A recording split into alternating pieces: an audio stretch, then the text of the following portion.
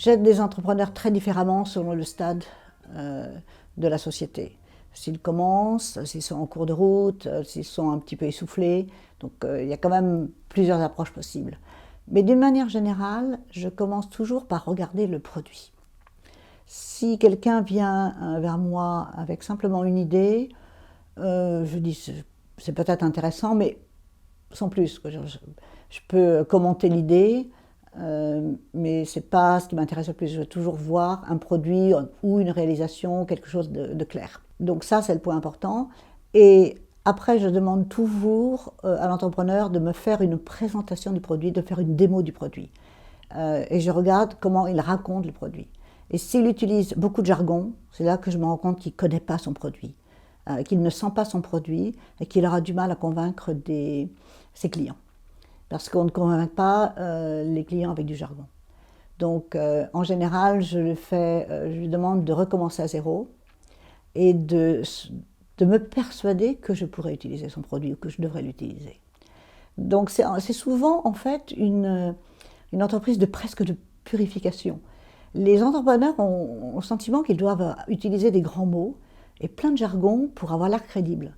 Or, c'est précisément ce qui les noie.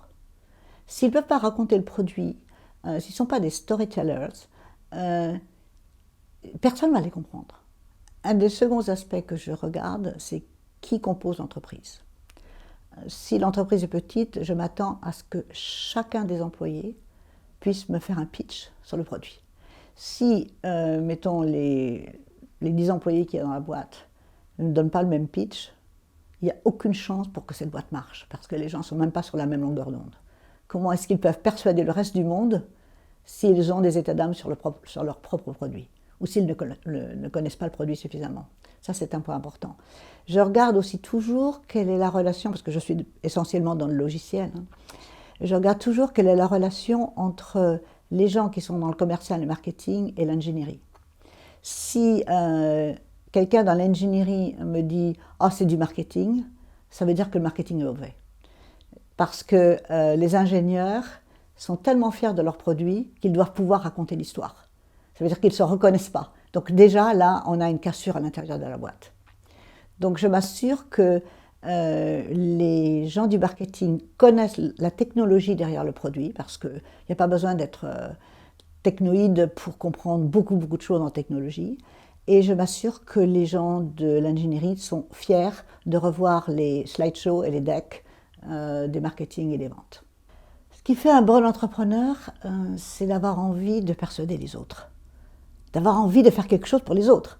On n'est pas entrepreneur pour soi, ce n'est pas une question d'ego.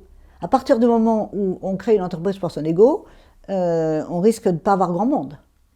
Donc l'entrepreneur, c'est quelqu'un qui entreprend pour rassembler les autres.